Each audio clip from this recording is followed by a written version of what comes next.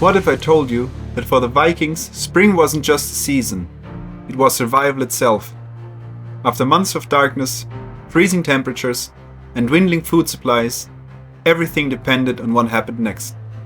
A few weeks could decide whether a family would thrive or starve.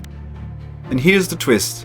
The same season that saved Viking farmers also launched the legendary raids across Europe.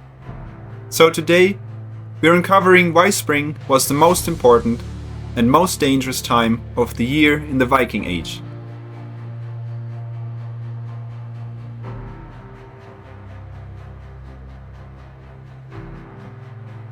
To understand why spring mattered so much, we need to start with winter. Scandinavian winters during the Viking Age were long, dark, and harsh. Communities relied entirely on food stored from the previous year: dried fish, salted meat, and preserved grains. By late winter, these supplies were often running dangerously low. Fresh food was almost non-existent, and survival depended on careful rationing. Even though Vikings were skilled at preservation, this period, late winter into early spring, was one of the most vulnerable times of the year.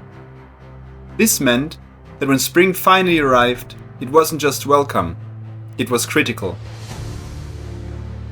Spring marked the beginning of the agricultural cycle, which was the backbone of Viking society. Despite their reputation as warriors, most Vikings were actually farmers. They grew crops like barley, oats, and rye, foods that would sustain them for the entire year. And here's the key: these crops had to be planted in spring.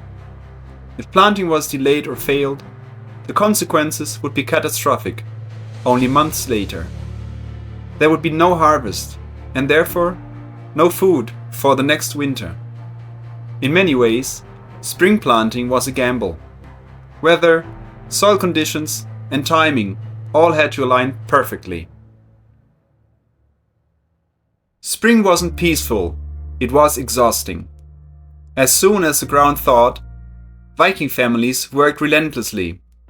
Fields had to be cleared, plowed, and prepared. Tools were repaired, animals were moved, and seeds were planted quickly before the growing season slipped away.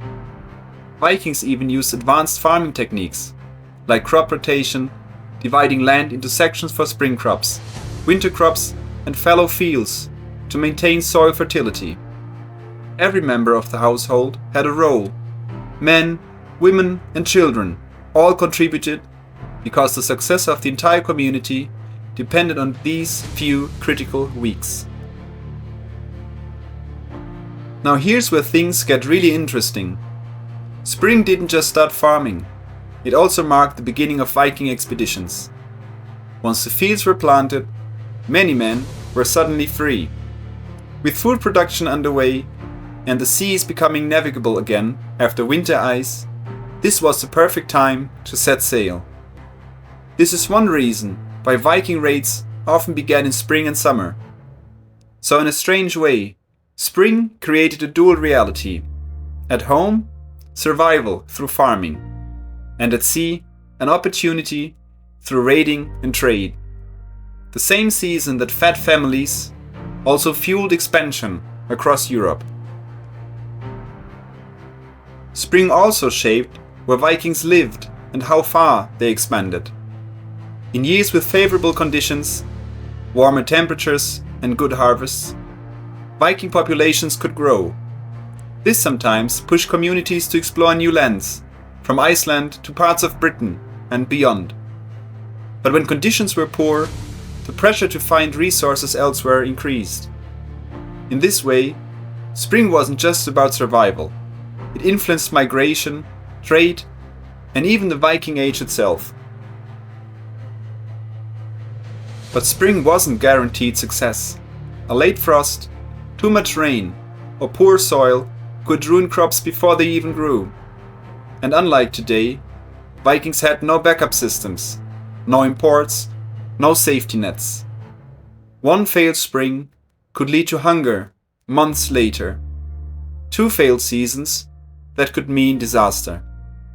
So while spring brought hope, it also brought risk. So next time you think about Vikings, don't just picture warriors and longships. Picture farmers, watching the snow melt, knowing that everything depended on what they did next. Because for the Vikings, spring wasn't just the start of a new season. It was the moment that decided their future. And maybe the real question here is, were the Vikings shaped more by the battles or by their fields? So now I want to hear from you. If you had lived during the Viking Age, what would you have chosen? Would you stay behind and take your chances with the harvest, knowing one bad spring could mean starvation? Or would you risk everything and sail into the unknown, chasing wealth, fame, and survival across the seas? Let me know your answer down in the comments. And if you enjoyed this deep dive into Viking life and want more stories about how people survived, explored, and shaped history, please make sure to subscribe to the channel and turn on notifications so you don't miss the next video.